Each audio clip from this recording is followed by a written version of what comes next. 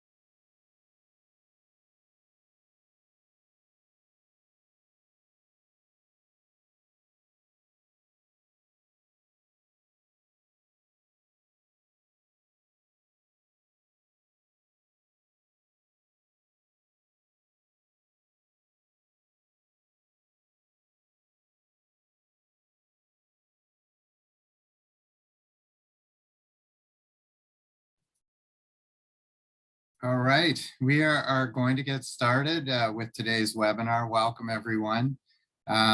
We still have a few more people loading into the audience, but like I said, we're going to get things rolling.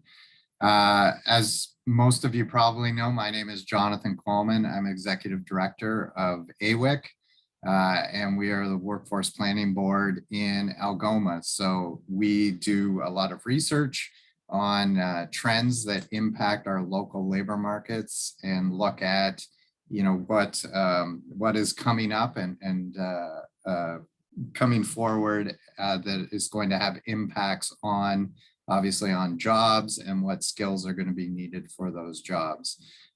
Today is one of our Future of Work webinar series. And for those of you that haven't joined us for our previous webinars, this is a series of workshops that we've been hosting on future trends. So again, what trends are going to have the biggest impacts on our local labor markets and also obviously on jobs of the future. So if you didn't join us previously, we had a workshop with Linda Nazareth, columnist for the Globe and Mail.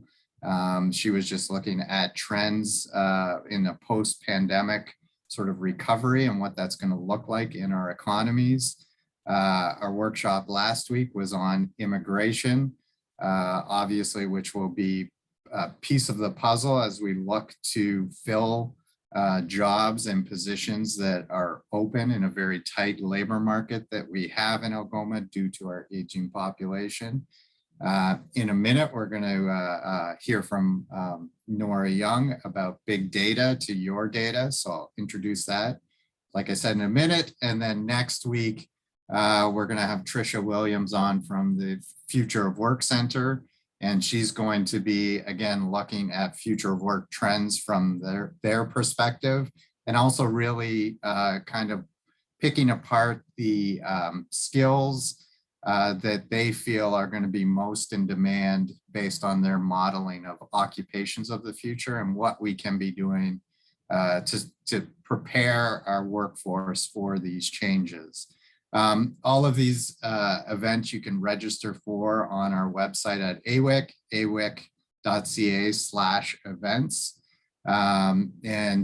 We will have recordings available for a short period of time of each of the webinars until the end of the month. So you'll be able to, if you want to come back and revisit a particular webinar, you can look at it then.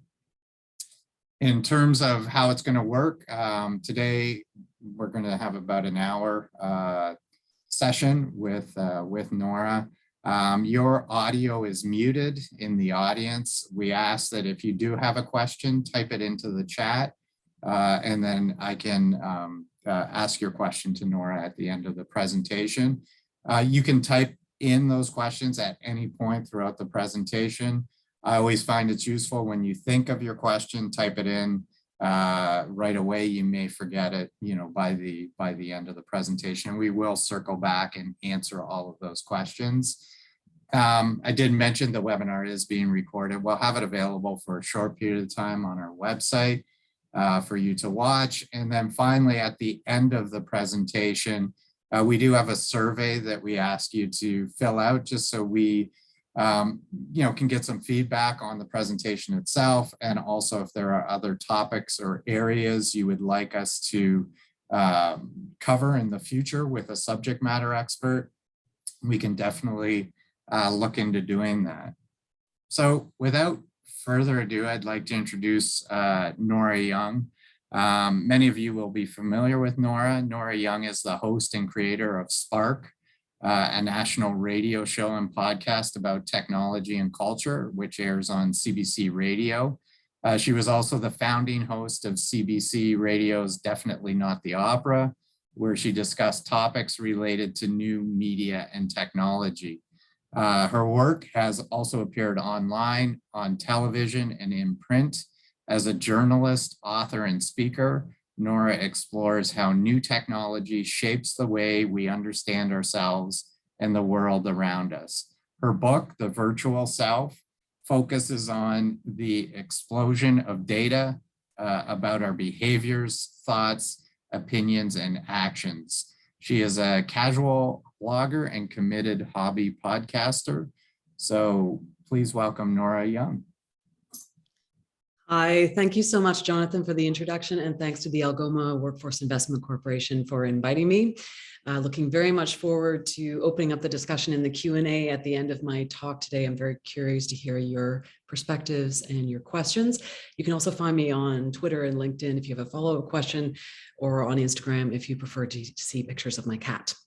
I love that we're focused on thinking about the future of work in this series. The pandemic, I think, has forced lots of us to rethink how many of us work. I mean, at a simple level for me, that meant recording my show in my home by dragging every single pillow I own into the room to baffle the echoey sound. But whatever sector you work in, I'm sure your work lives have been changed and in some cases upended as well. And while that's been challenging and stressful, it's also an opportunity to think about the future and the kind of work that we want down the road. Everything from the skills we need to develop to bridging the digital divide to the resilience of global supply chains.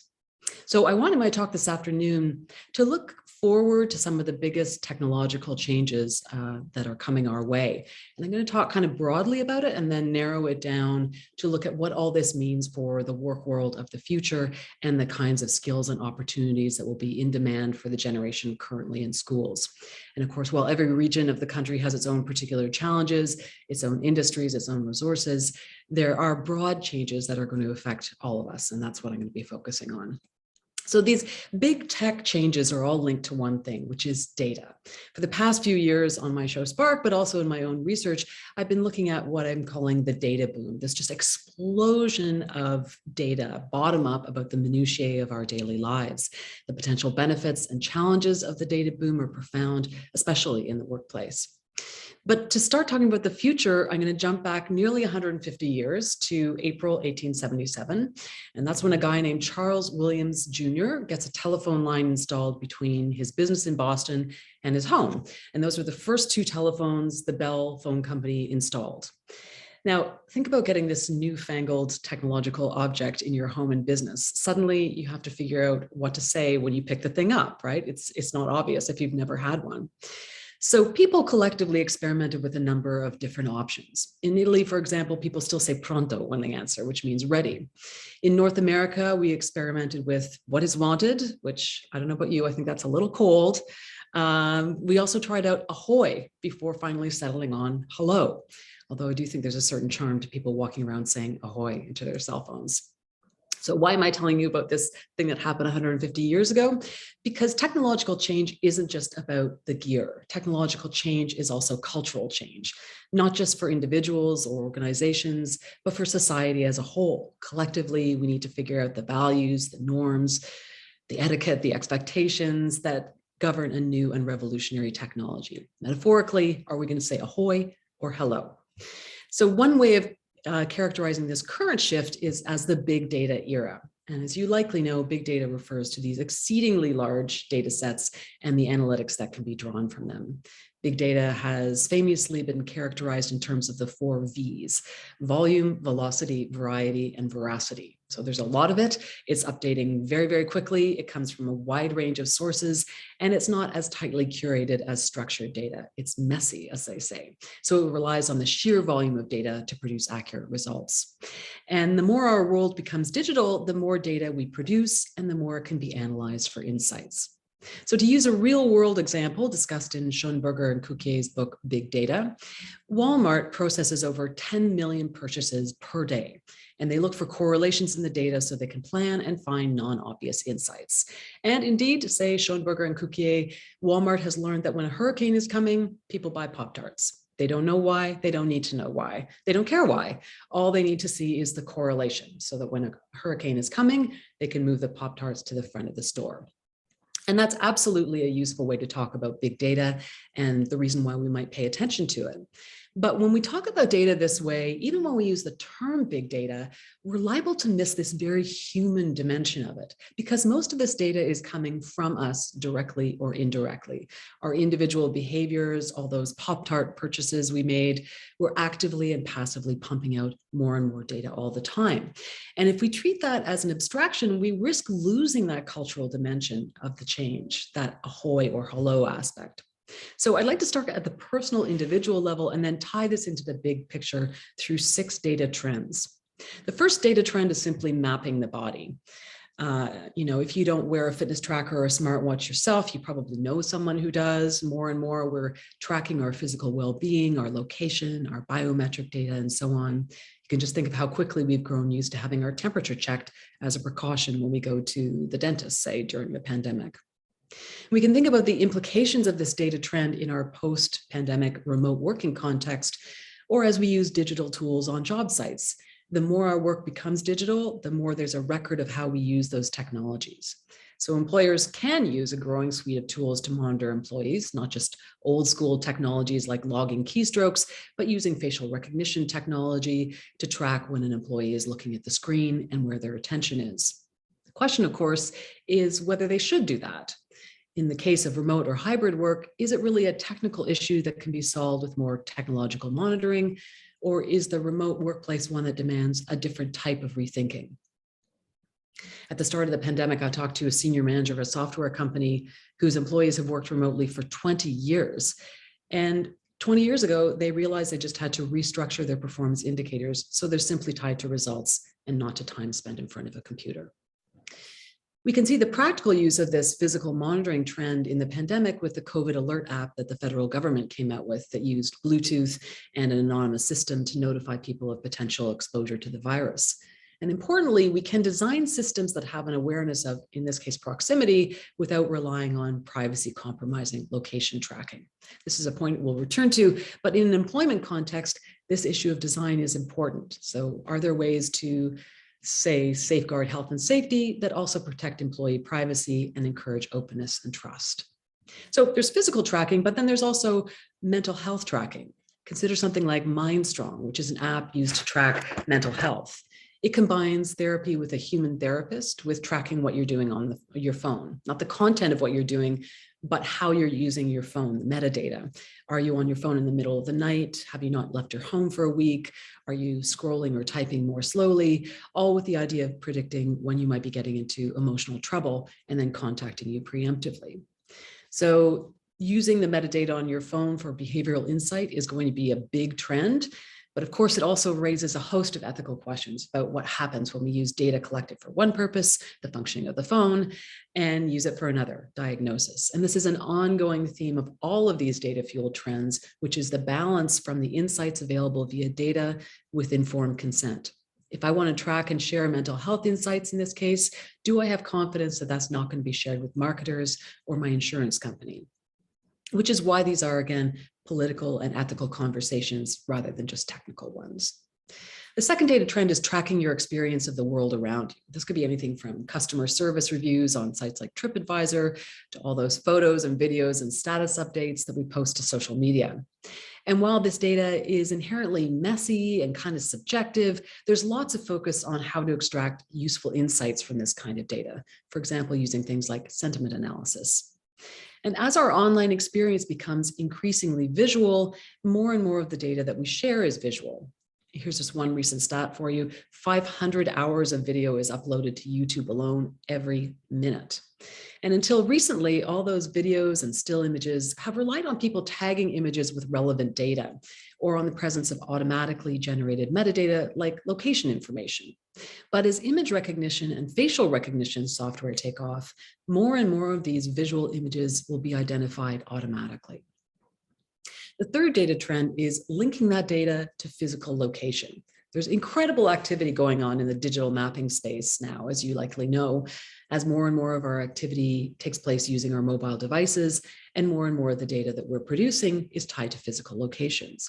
When you consider that the oldest still existing map in the world is a stone map of ancient Babylonia that goes back to the 6th century BCE, wayfinding and tying ourselves to physical location is a deeply rooted part of human behavior.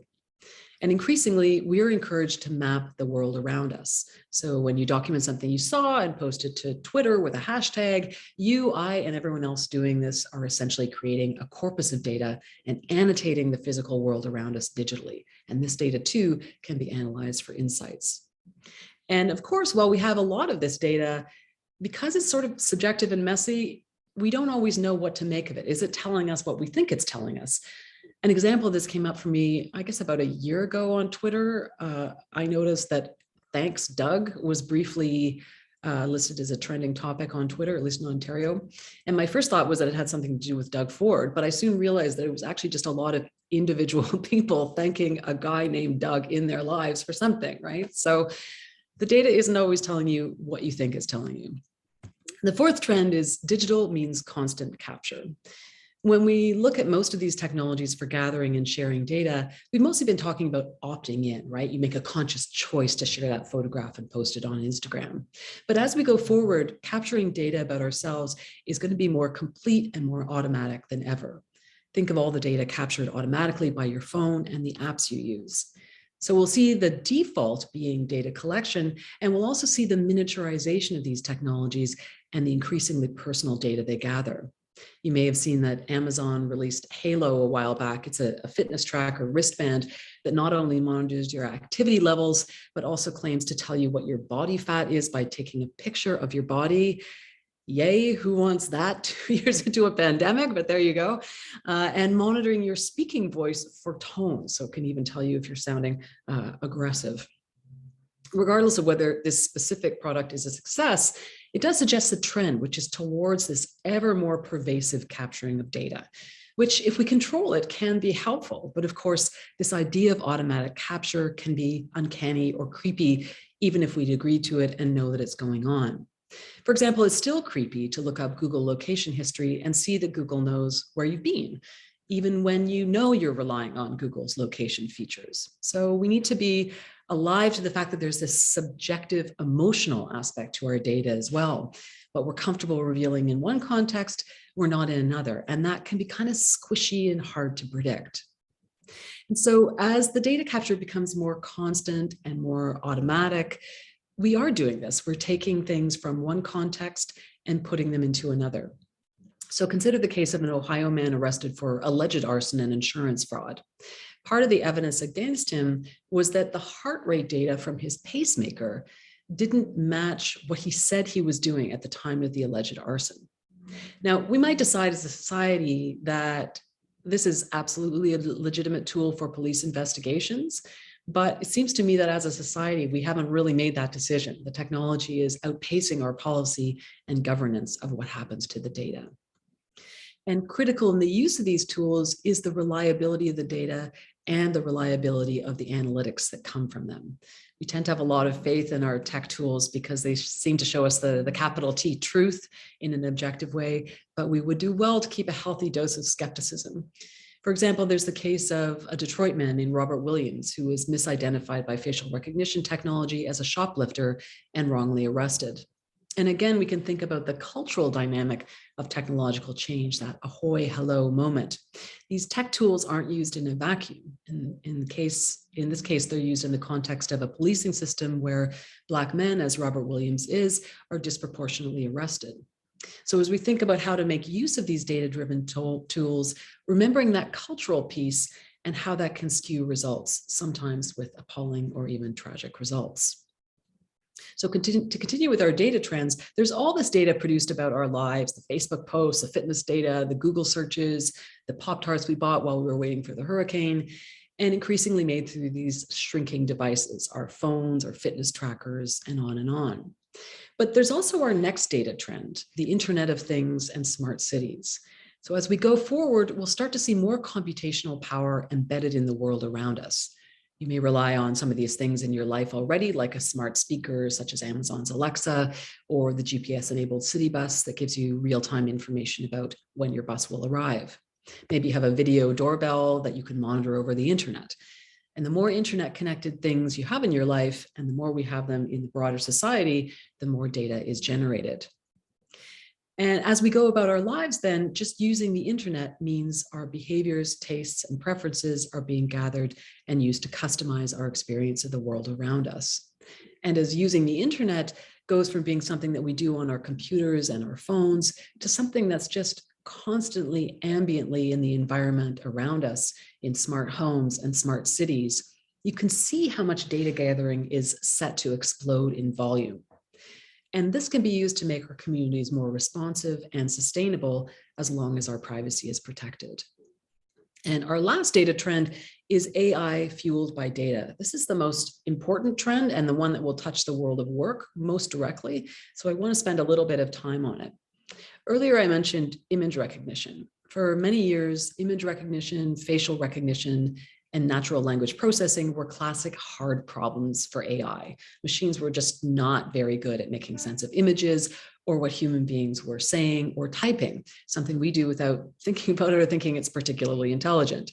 And that's because the standard AI approach, which is still used, was to create a list of rules for a program to follow, to realize that an image of a cat, say, is a cat, which just didn't work very well for image recognition because a cat has 4 legs, except when it's curled up. A cat has pointy ears, except when it's a Scottish fold cat, and so on. But things are turning a corner and quickly, and that's thanks to a different approach to artificial intelligence called machine learning, research that Canadians actually have been real leaders in. And this too is part of the data boom. Machine learning algorithms are trained on these enormous data sets. At its most basic, instead of giving an algorithm a set of rules about cats, you train it on many images of cats.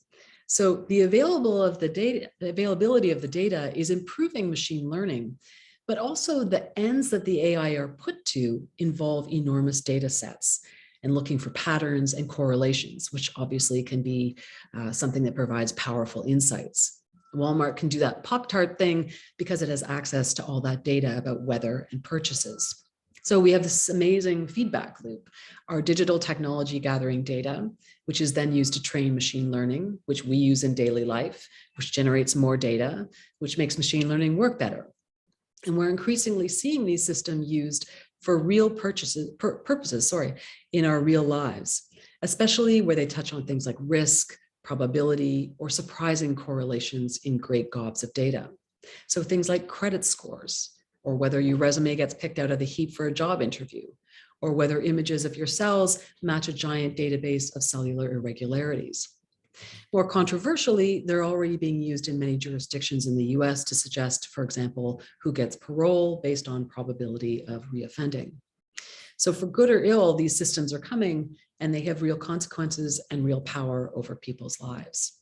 So we started from a simple example of data gathering like wearing a fitness tracker, and we built up to machine learning systems that have major consequences for our lives. What I've painted is a data-driven system with a bunch of features: self-tracking as a cultural phenomenon, mobile technologies like phones and tablets and e-readers and smartwatches to capture that data, share it, and give us constant access to it, ubiquity of maps that tie the data to physical locations, smart objects and internet-connected sensors in the environment, the ability to search all that data through text, image, and audio, and machine learning to pull correlations and predictions out of all that data. Thus, we have this very different new informational environment. I think of it as a data map, a digital doppelganger of the world around us.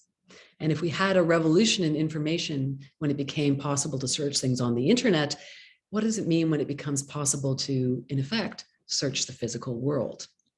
Now, while, as we'll see, there are reasons to be cautious and ask hard questions about this new environment, it's important to understand that there's genuine social value in this data world we're generating. So I'm going to give you two quick examples in the world right now. They're simple examples, but I'll use them to make a point. So I'm guessing there are a lot of people who use GPS in their car to navigate. So you probably know that the way the system works is the satellites ping your car's GPS system periodically to figure out where it is, just so it can tell you to turn left in 15 meters or whatever. And it turns out that if you're pinging a car now and now and now and now, that's a pretty good indicator of how quickly your car is moving. And that in turn is a pretty good indicator of how bad the traffic is. So with Google's navigator system, with your permission, that data can be shared anonymously with the Google Maps feature, their live traffic feature. So that's pretty cool, right? You can be driving along and okay, you're looking at the map and it's red because there's a traffic jam. So you change your direction in response to that, which is great and convenient. But the really helpful thing comes when you change your direction and then that information gets fed back into Google Maps, live traffic, and then that's reflected in the map, and then you change your behavior again, and that creates data that's fed back into the system. So you get this really interesting feedback loop between our digitally mediated behaviors and what information we have access to, right? And that's a good example of what we can do with something like a smart city. So that's data exhaust, right? What's just passively generated by us, getting from point A to point B. But what happens when we actively try to harness that cultural trend towards self-reporting, but in the service of something more significant than sharing pictures of our cats, say?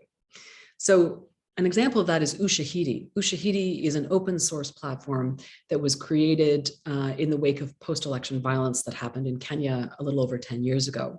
And what it did was it let people send text messages reporting episodes of violence, which would then be automatically plotted on an online map as a way of bearing witness to what was going on. It was a very successful tool, which required people to do exactly the sort of texting that they were accustomed to doing and using technologies that they were accustomed to using.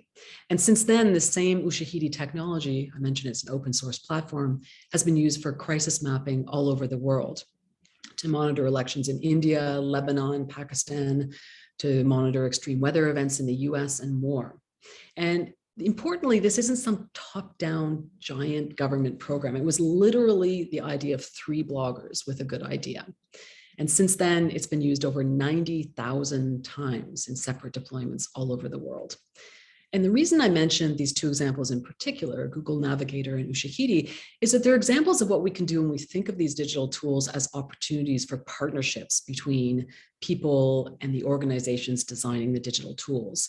When we move beyond thinking of data mining to a partnership for the benefit of citizens, but also for the benefit of the community as a whole, as with Ushahidi. So there's value in the data, but there are also things we need to watch out for to use it effectively and fairly. One is trust and transparency. We've seen that the culture of this technological shift is that many of us have an appetite to gather and share our data if we perceive a benefit, but that requires trust and transparency. Is the data being used for anything that customers, citizens, or employees would be disturbed by if they knew? For example, Vice recently reported that Customs and Border Protection in the US has been buying up customer location data, the kind of data gathered by all those apps that we love to use, which was collated by a data broker. They've been using the data without a warrant to track Americans. So what are the ethics for managing data, especially when many people are unsure about how their data is being packaged and sold? If we think back to that example of the government's COVID alert app, we can see that it's possible to design technologies that don't track people and still potentially get useful data. But designers have to think carefully about how to do this, and employers using technologies that have the power to track need to know how to ask the right privacy protecting questions. One feature of privacy that probably hasn't gotten as much attention as it should is what happens when we start to have hundreds or thousands of data sets about us, combined with the way digital tech makes it easy to take things from one context and put them into another. Think back to the case of the Ohio man charged with alleged arson and fraud. Our privacy rules were mostly created at a time when protecting personal data meant protecting small, important pieces of information, right? Credit card number, social insurance number, birth date, and so on.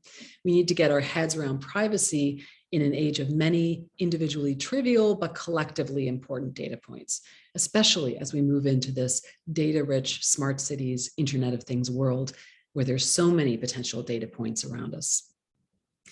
There are particular issues regarding artificial intelligence that will impact society and also the workforce, which I'll get to in just a moment. One of those is bias in the data. Data sets are, by definition, not capturing all of reality. So as a society, we need to be mindful of that, in particular when using machine learning, because remember, machine learning works by training on large data sets. We'll need to ask questions about where the data sets these machine learning systems are using come from. And there are actually two pitfalls we need to be aware of. One is the data sets not being representative. So famously, Amazon had a hiring learning algorithm that was trained on data sets of previous engineers. But because previous engineers tended to be men, you guessed it, the learning algorithm ended up filtering out women engineers. And in some very tricky ways, even when designers filtered out scanning for keywords like woman or man, the machine learning program ended up with sort of proxies for women, like if you played field hockey in school rather than football, for example. The second pitfall is more subtle and ultimately, I think, just as important. It's one that Princeton scholar Ruha Benjamin enlightened me on. And that's that even if the data is representative, it can still produce bias. Her example was a healthcare algorithm used in the US that was basically doing digital triage, and it was specifically aimed at producing fair results. However, the designers used cost of care as training data, figuring that was a good proxy for which conditions were the most serious.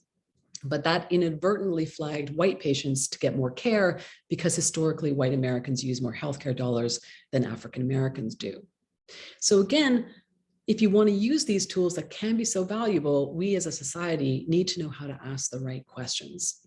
We need to be aware of overblown claims. There's been a growth in artificial intelligence research based on various aspects of computer vision. And these include claims that machine learning systems can look at images of people and say who's more likely to be truthful, for example, or that aim to assess people's faces and gestures in video interviews. There are actual machine learning systems that aim to tell who amongst prospective employees is likely to do a good job based on analyzing images of people's faces.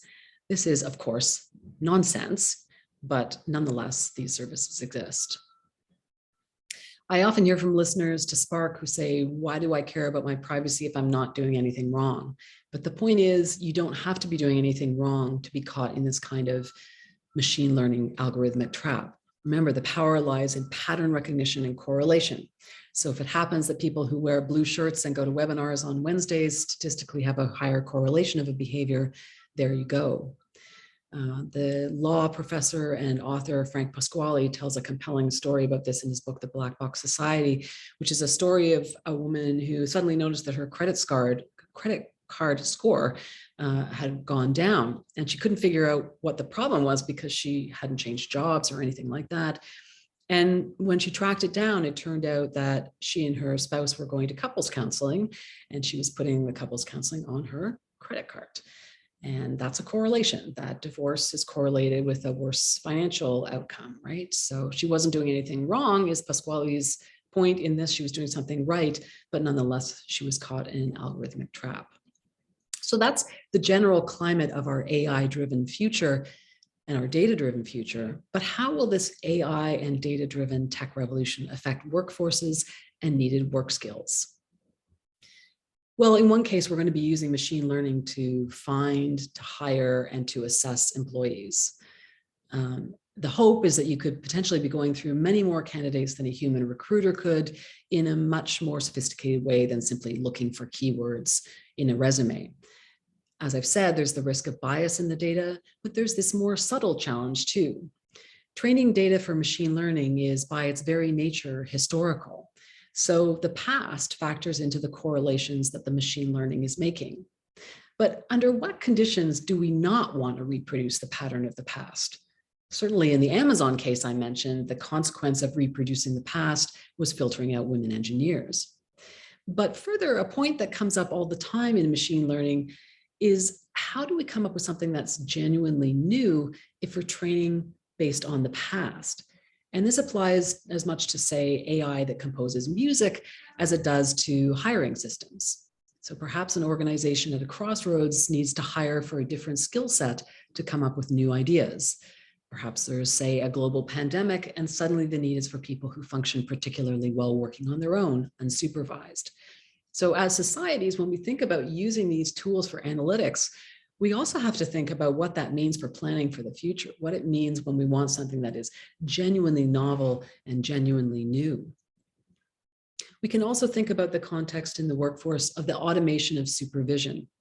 So being aware of the line between supporting employees and surveilling them through machine learning. For example, Motherboard reports that earlier in last year, Amazon began using AI-powered cameras in delivery vans, which would issue corrections for what it assessed as improper driving.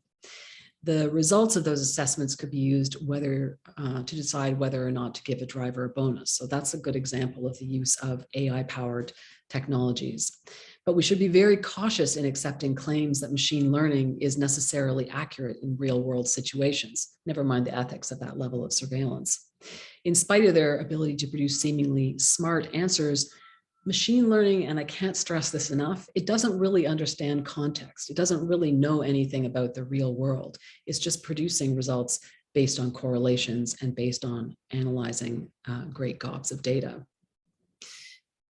Which brings me to my final point, given what I've described about the data-driven world we're headed into, and in particular, data-driven machine learning, we're heading into a world of ever greater automation.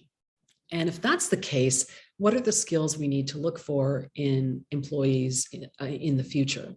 So a lot of the discourse is really focused on STEM training, on teaching people to code, teaching people tech skills. And of course, abilities in things like coding and data analytics and data science are going to be in demand. But there will also be huge growth opportunities where humans still have the edge.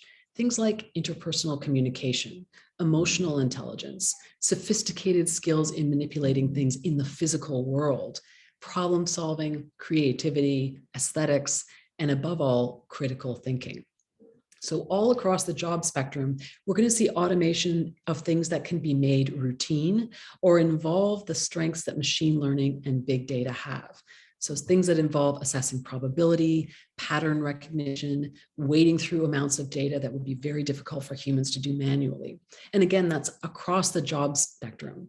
So there are machine learning systems that write pretty good boilerplate news stories, for instance, or analyze tons of images of cells looking for abnormalities for health diagnoses. So all kinds of jobs are potentially going to be affected if they can be made more routine or if they rely on this idea of probability, risk assessment, all those kinds of features.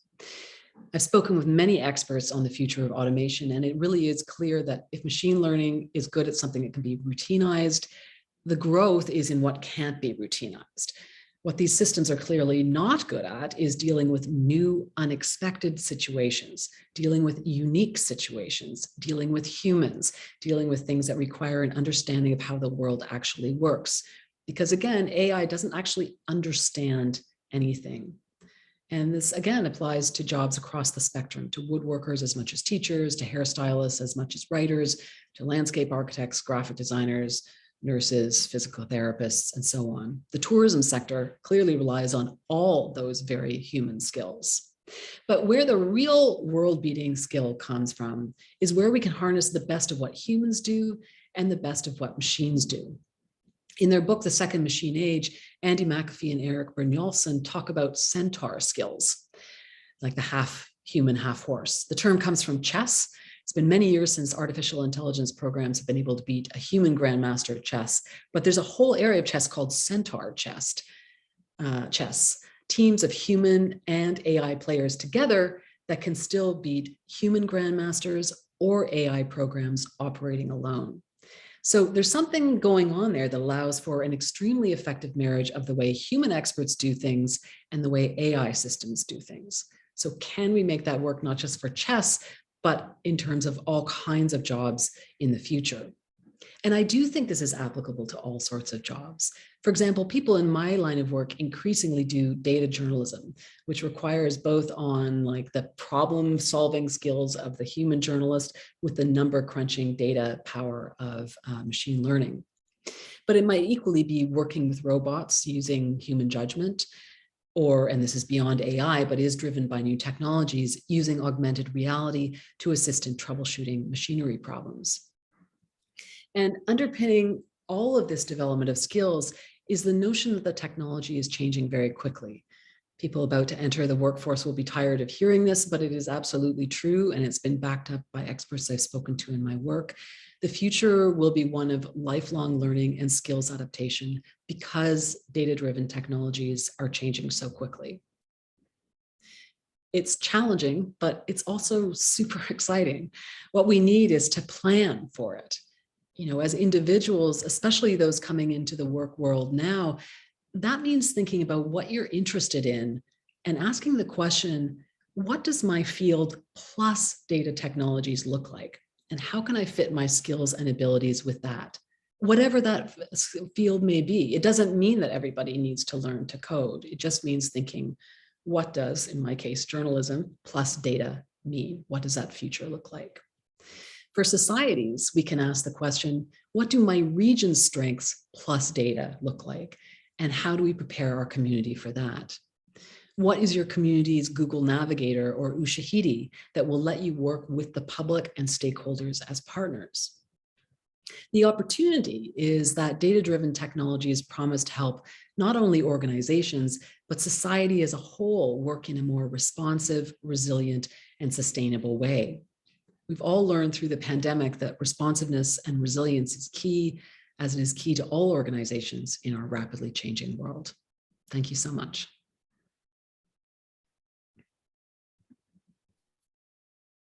Thank you very much, Nora.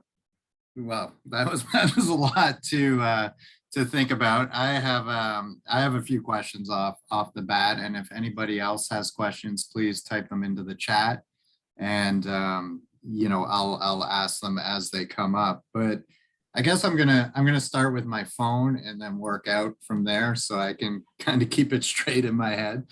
So I would imagine like we mainly voluntarily give up our privacy just by checking off the terms and conditions. I never read them. I'm assuming like, you know, whatever, everything's in there in terms of what they're going to do with your data, and we just don't read it. We just, where's the checkbox and let's install this. Is that fair to say? Judging by my own behavior, that is certainly fair to say as well, even though I know I shouldn't be doing that. I do that as well, for sure. Yeah. So, yeah, so I mean, I would think we've already kind of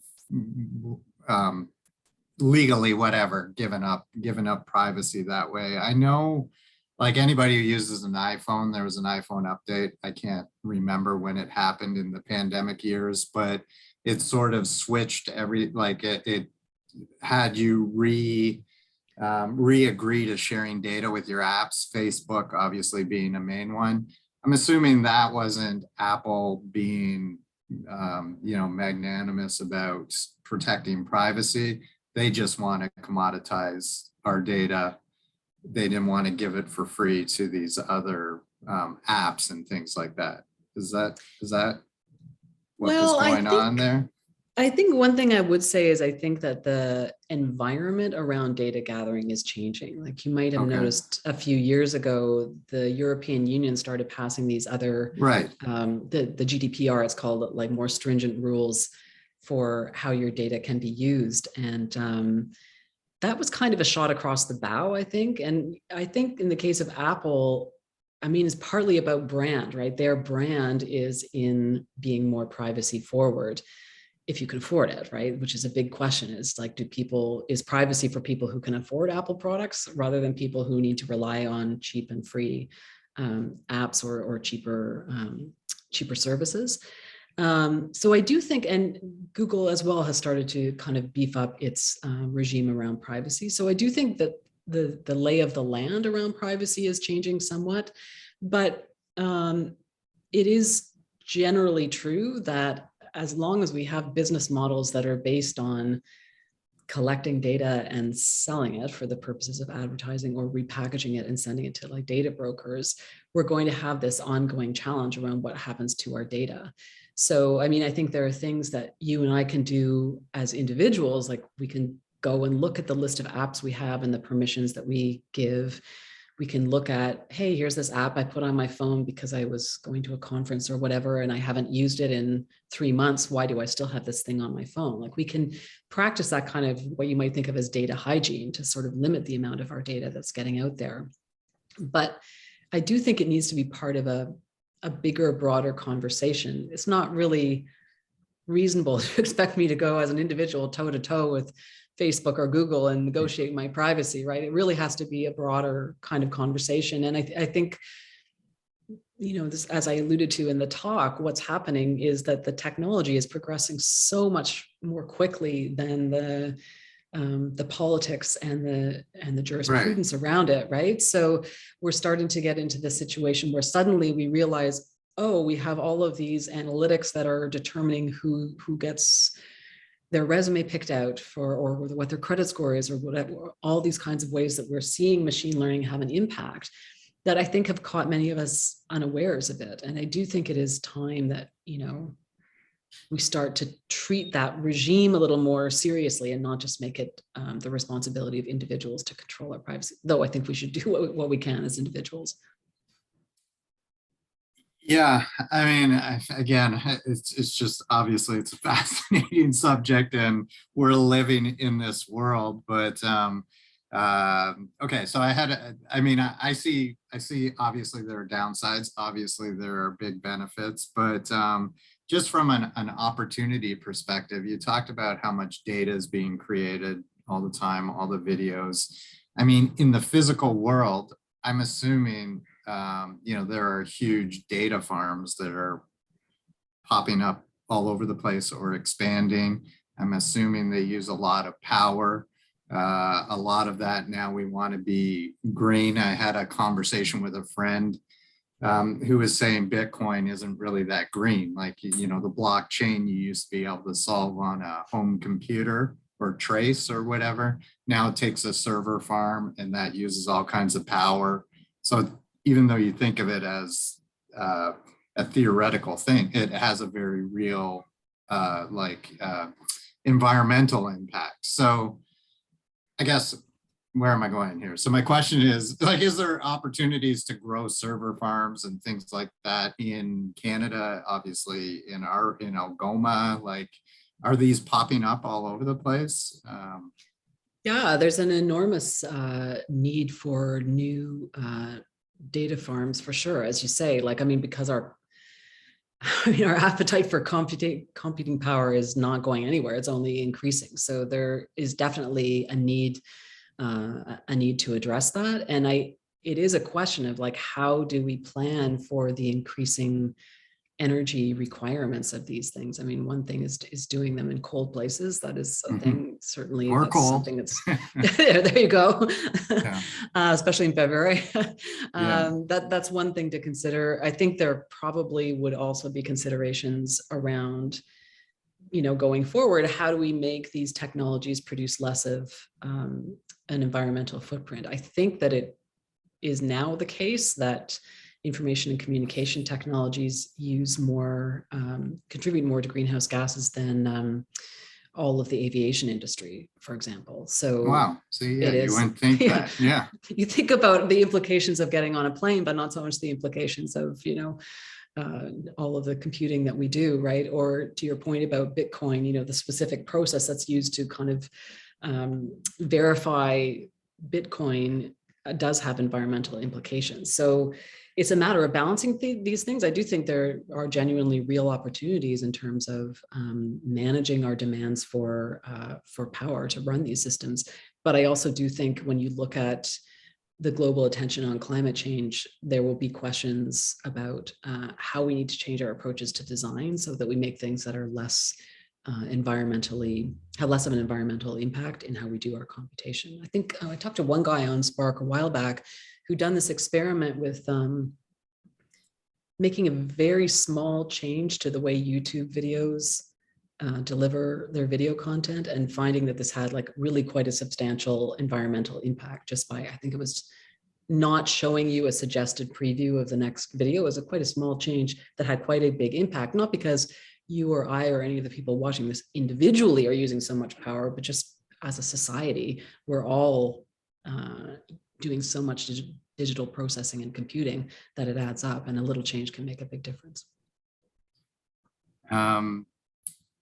Again, if people have questions specifically for Nora, feel free to put it in. I had another question. I mean, you were talking about the rate of change, and we often talk about it in our presentations, you know, about obviously big changes that have happened in the last 150, 200 years, like to industrialization, obviously the, you know, home computing, things like that.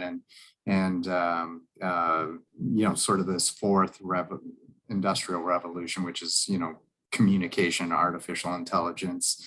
And I guess a lot of it is going to be built on like the 5G network. So just, you know, cell phones and things like that now are on fourth generation. Fifth generation is just going to be a bigger pipeline, right? So we can feed more data and have, you know, AI, like autonomous cars, things like that. We have to send much more data all over the place. So I guess my question is, obviously China like leads in this area, like Huawei, I think, and, you know, there was a lot of talk sort of pre-pandemic, it got put on the back burner a bit about, you know, national security, and if you know, a Chinese company is handling all the data transfer and things like that. My question, I guess, is like, is it too late? Like, is there a role for national or you know, for yeah, like, it's a data is global now. Like I mean, do we think of it in terms of like our country, their country? Is that just going to hinder us? Is that even possible at this point? And it's, you know, you're talking about individual privacy, but I guess this would be, you know, a national security issue potentially, I guess. Mm-hmm. Yeah, I don't know if I had a question there, but it's I guess what's the 5G? I mean, it's ongoing. Is that a national security issue, or is that an economic issue? Like, you know, our North American companies aren't leading in this area. Like, should we be concerned about these things? Mm-hmm. I mean, I think that with regards to all of these things, whether it's from an economic viability perspective or from a cybersecurity perspective, there certainly are implications of, you know, relying on the globalization of these kinds of technologies. I mean, if you think, for example, about this huge silicon chip shortage that we've gone through in the last little while, right? I mean, that comes down to the centralization of that type of technology. I think to be honest with you, I think I dropped the ball on the 5G cybersecurity question around the time of the pandemic. It was like all the rage in 2019. Yeah, and I think that the Canadian government was set to make a decision, but I don't know what decision they actually made of whether it would be to go with Ericsson, for example, as opposed to Huawei. Right.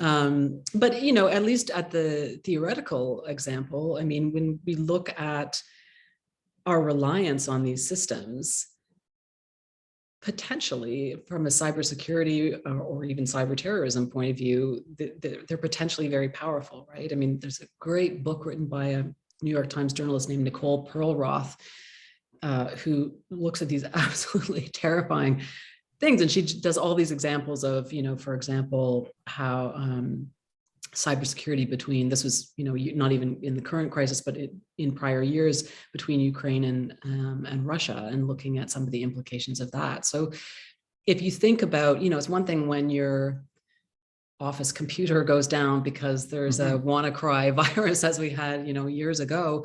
But it's another thing if you're relying on these systems to operate your smart communities, right? What happens if your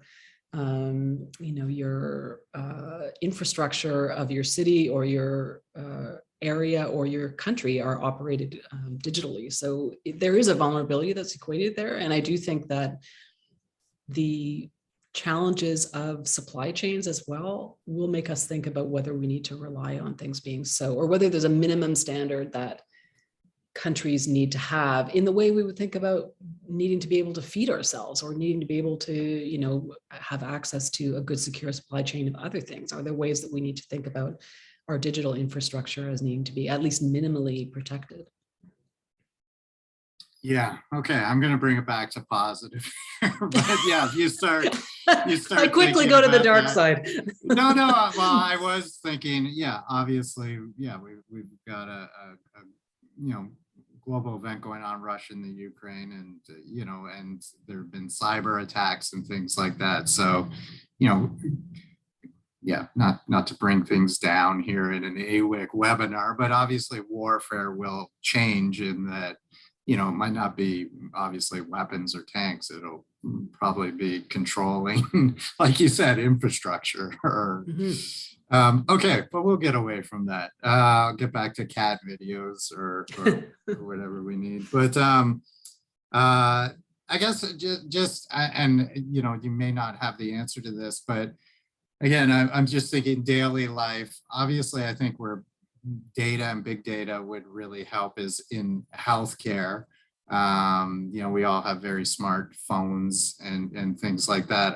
I do find it challenging when, you go to the doctor or whatever. It's like there's not much connectivity between if you go to your family doctor and get, then have to go somewhere else, or you fall, you're from Sault Ste. Marie, you're on a trip in Toronto, and you go to the emergency room. It's like, who are you? Where are you? What's your history? I mean, I guess, can you talk just about advances in data around healthcare? Like, are there jurisdictions, I don't think it's Canada at this point, that have the actual electronic kind of medical record that goes with you as a person, that I think would be very helpful in healthcare? Yeah, I mean, that is a very big topic of discussion. I think that this is an area where Estonia has been a leader. They've been a leader in many areas of digital citizenship. And I think there's a lot of talk about moving it in that direction because it is such a hodgepodge of things. I mean, the challenge, to return briefly to our prior point, is that once you digitize things, there is a certain vulnerability in the place.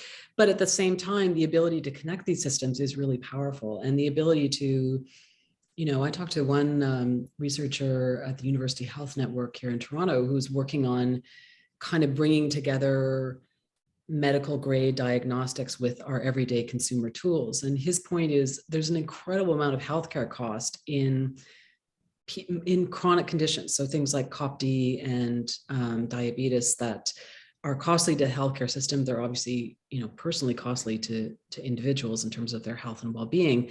And that they are the kinds of things that can be assisted by some of these technologies that I've been talking about, where you can kind of continually gather information about how your health is doing and potentially share that with your healthcare provider, right? Not necessarily give them a giant data dump every 5 days to add to their workload, but if there's a way to use these systems, for example, to flag irregularities so that you can monitor things a little more minutely, I think healthcare for sure is one area where there's an enormous amount of potential in terms of specifically customizing things and specifically making things more of a continuous monitoring, as long as we can govern the privacy regulations and the security regulations around it. I think that's a huge area for growth. So, honey, just as you're saying that, I mean, I think, like, who answers that question honestly? Like, how many drinks a week do you have, like, when you're in a family? And then would you really want the doctor to be like, well, that's not what, that's not what the evidence says. We can check your blood alcohol on a daily basis. No, and that's Anyway, true. And do you want that? It's a sacrifice yeah, between the insights and the autonomy as well. I did right. want to like just actually while we are here, if people are interested in doing stuff to monitor their own privacy a little bit in how you use some of these services, like the big, Facebook, Google, et cetera, et cetera. The Washington Post, I'll share it in the chat, has a really great, it's not, I don't think it's paywall protected. You should be able to access it. And Yeah. it's basically a step-by-step guide to what you should do to protect your privacy if with Oh, your awesome. Google account, with this, whatever that. So if people want to be a little more activist about what you do with your own data, that's a really good place to start. Perfect. Yeah. Well, I think we're going to wrap it up there. I don't know if you had anything you wanted to say just as a final summation. No, just it was a real pleasure to be here. And I do believe that although I tend to be a little, things are a little scary out there, I do think there's enormous opportunity. And I do think that, when you look at some of the stuff that we can do when we hold on to the uniquely human skills that we have, whether that's things like even in the case of Algoma, like the incredible natural beauty, right? You're not going to replace natural beauty with like a Zoom of natural beauty, right? Like there are incredible opportunities for that. And yeah, I hope that you seize the challenge. Yeah, and exactly. And this is happening. Clearly, this is happening, whether you want to, look at it or dive into it or not. So it's better to know, exactly what the pieces are and how it works. And I really like the centaur like analogy of together, makes something greater, which of course, that is what we want to be working towards. And we want, obviously for our kids and things like that, like this is going to make things better, make things easier, and hopefully allow us to progress, a lot faster and address, issues and tackle big problems and things like that. So that's all the positive sides of it. And so we'll stop with that, and we won't we'll be aware of what the other side is. So it's just a fascinating topic. I really do appreciate you taking the time to join us. And thank you very much. If anybody, as Nora said, like if anybody does have a question that comes up or whatever, I can certainly, get it to you, Nora. And but other than that, thank you for your time. Thank you everybody for coming to today's webinar. If you can just take a minute to fill out the survey, we appreciate it. And again, next week, we'll be doing our final webinar in this series with Tricia Williams from the Future Skills Center. So hope you can join us then. Hope you had a good, I'm sure everybody is now thinking through things a lot more on big data. So we really appreciate it. Thanks a lot, Nora, and have a great afternoon. Thank you. Okay, Bye. bye everyone.